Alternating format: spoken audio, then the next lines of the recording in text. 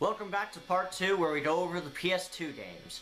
I don't believe there's any other systems I'm missing before it, well besides the GameCube, but I'm going to mix those in with the Wii since I play GameCube games on the Wii anyway, so it doesn't really matter. Anyway, yeah, I have a lot of PS2 games, so I'll try and squeeze them all into one video, but if I had to squeeze it into 2 parts, I will. So, let's see where this goes.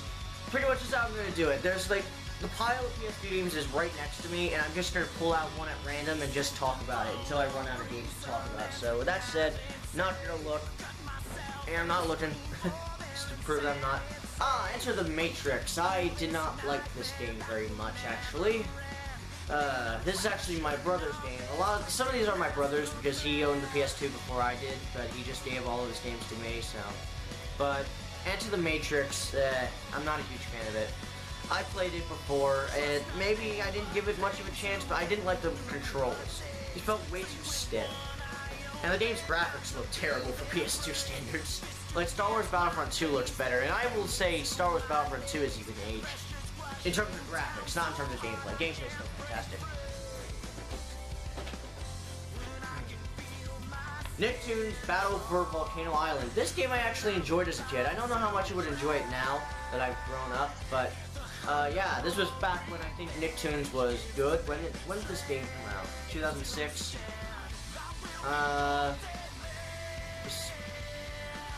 Yeah, I think SpongeBob was still good by that point. When did the SpongeBob SquarePants movie come out? 2005? Even that season 4 isn't terrible. But anyway, I'm getting off topic. Nicktoons Battle for Volcano Island is a pretty fun game from beginning to end. And I actually did beat it, so I don't know how, it was years ago since I beat it though, so I'm not sure how it would fare now, but I remember this game being pretty fun, so we'll see.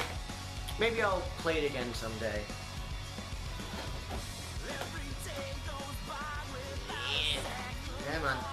Oh, an action replay for Enter the Matrix. Well, I don't like the game, therefore I don't care.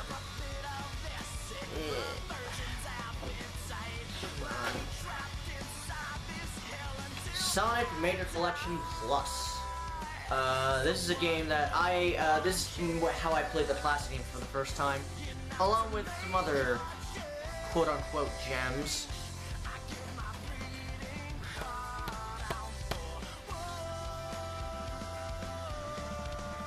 It's the worst version of the game, too. Anyway, Sonic Major Collection Plus is the definitive copy of the games. Honestly, get this version because not only is it just better because it has more games on it and more content, but also because if you play it on the Major Collection, you have a D-pad. And D-pads work much better for 2D games. So, there you go.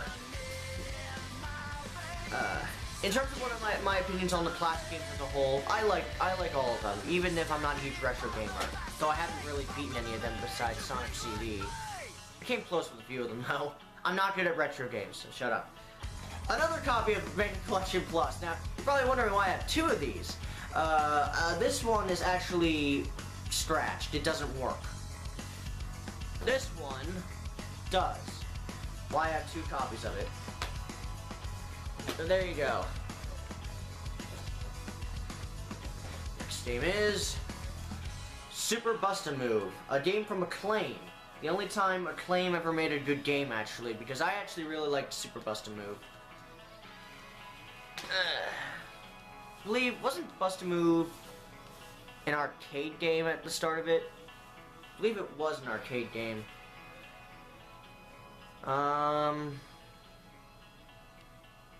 Yeah, I don't know. I'll have to research that. SpongeBob Atlantis SquarePants, only this is a DVD. Why is it in here? Well, because it's a case for something else.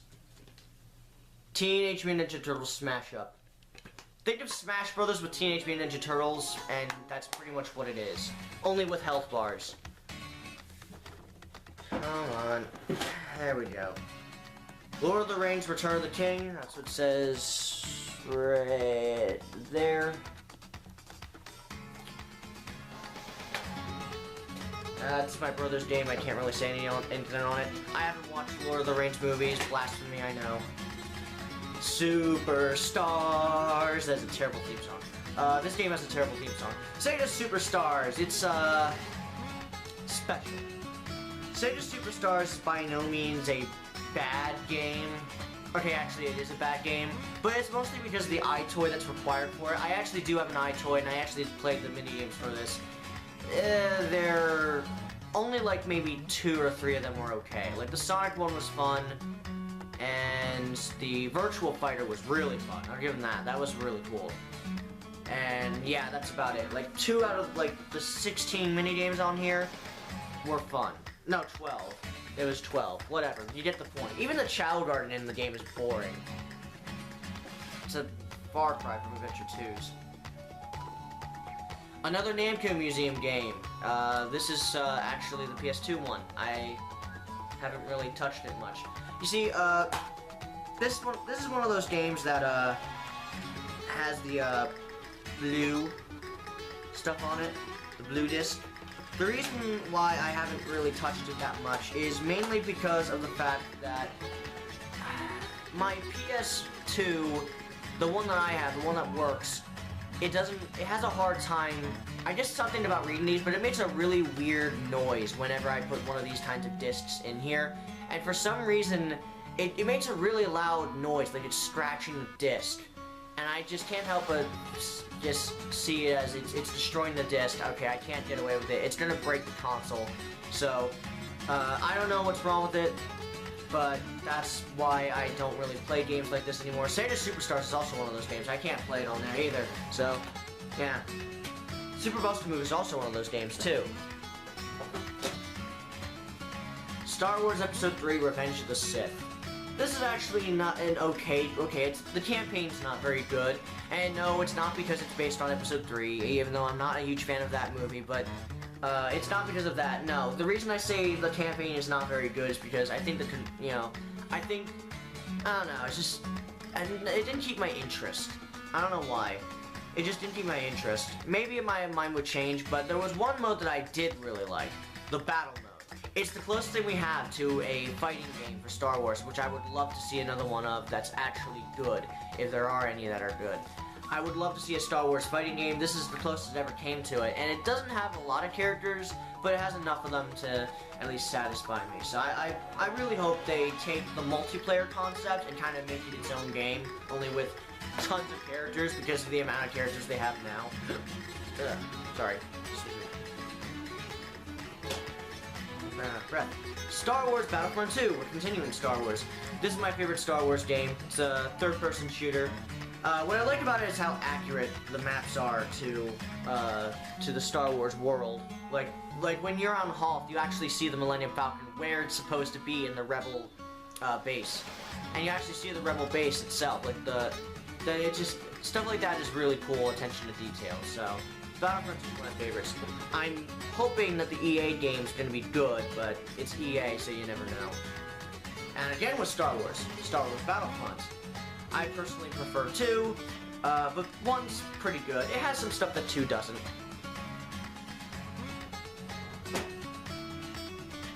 SpongeBob SquarePants Light Camera. That's a B. No, it's an R. It's just that if you look right here, see if you look at it, it looks like it's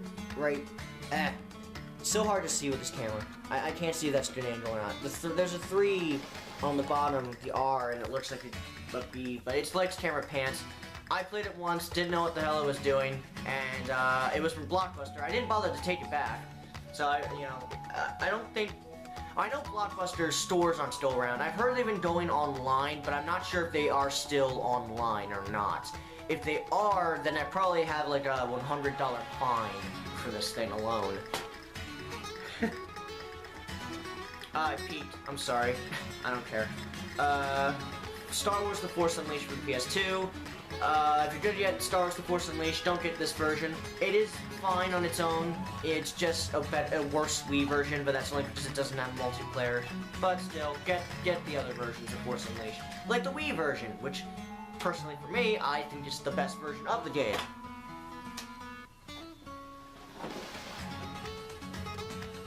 Soul Calibur 3. Boy, what a disappointment this was. I loved Soul Calibur 2. I liked Soul Calibur 4. Wanna know one reason why I don't like Soul Calibur 3? The memory card bug. Now, it hasn't happened to me just yet, but I played this game once, and I actually kind of enjoyed it. Then I heard about the memory card bug, never touched it since then. I hate it when games do that. In fact, I'm going to be bringing up another issue that's been happening with a later game for a console that's, you know, I'll talk about it when I get to it. Final Fantasy 12, this is my brother's game. I don't play the Final Fantasy series, so yeah, I don't have an opinion on it. Same with this, I don't play Gran Turismo. Same with this one, I don't play sports games. Here's something I want to play, or at least I played before. Oh, okay, here's something. Puzzle Challenge, my mother's game. I got this for my mother, she hasn't touched it since. It's a blue disc game anyway, so I think it would destroy my console. This is another sports game, NHL 2003. Can we get something that isn't sports? No, apparently not. An NFL game. 2002. Something that isn't... God damn it! This game, 2004.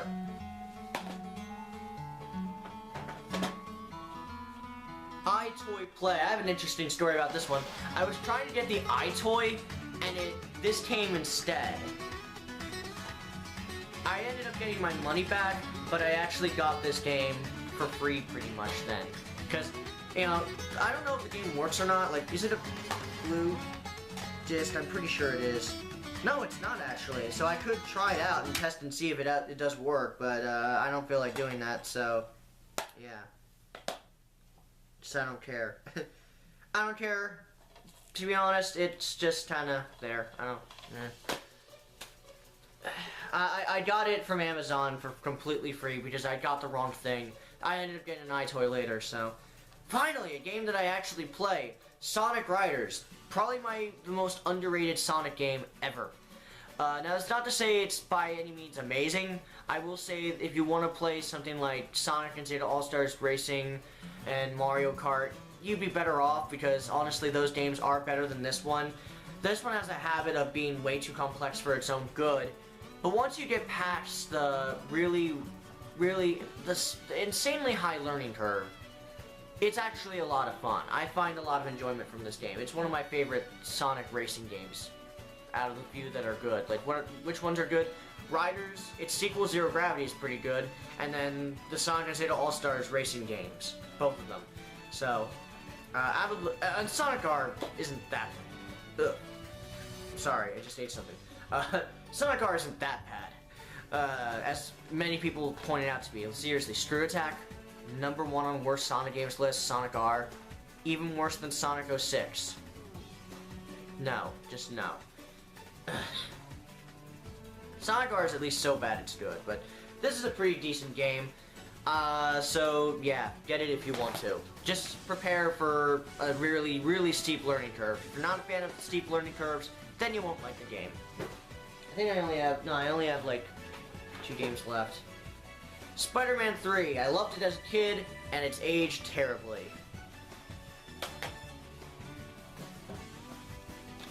Shadow the Hedgehog. I played this as a kid, and this is actually, I'm not joking, this was my first Sonic game. Let that sink in. This was my first Sonic game. Now, of course, now I know what the Sonic series is like, and Shadow the Hedgehog is probably a complete betrayal of that. I'm gonna be honest, when I was a kid, I really, really, really liked it.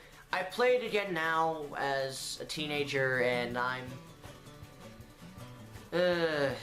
it's okay.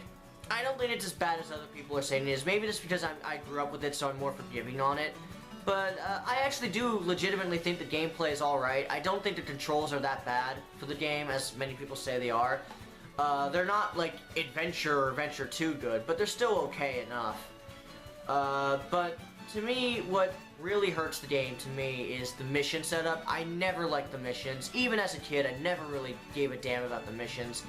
And I also never gave a crap about the story. If anything, I laughed at the story as a kid. Now, I just laughed at it because of how badly the voice acting was. And I still do it to this day. In fact, probably even more so. It's not, the voice acting is not as, you know, to me, the voice acting is terrible, but at least I can laugh at it in Shadow the Hedgehog.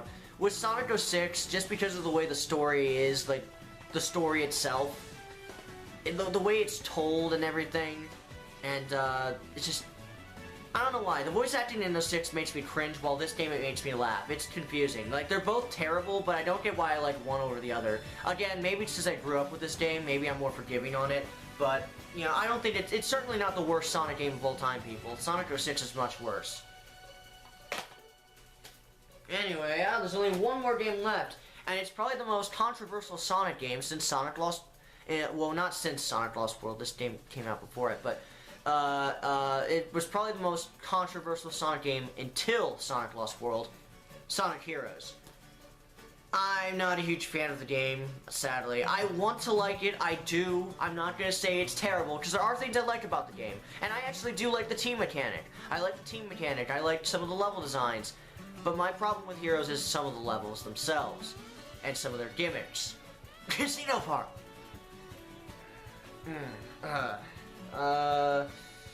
Yeah, I'm not a huge fan of some of the levels in the game. It's just, some of them are really just kind of annoying, and they go on for way too long. The levels go on for over 20 minutes in this game. Jesus Christ. 5 minutes is enough. It's sad when the best part of the game, and to quote Some Call Me Johnny, it's sad when the most fun I can have in Sonic Heroes is with a love, I forget what he said.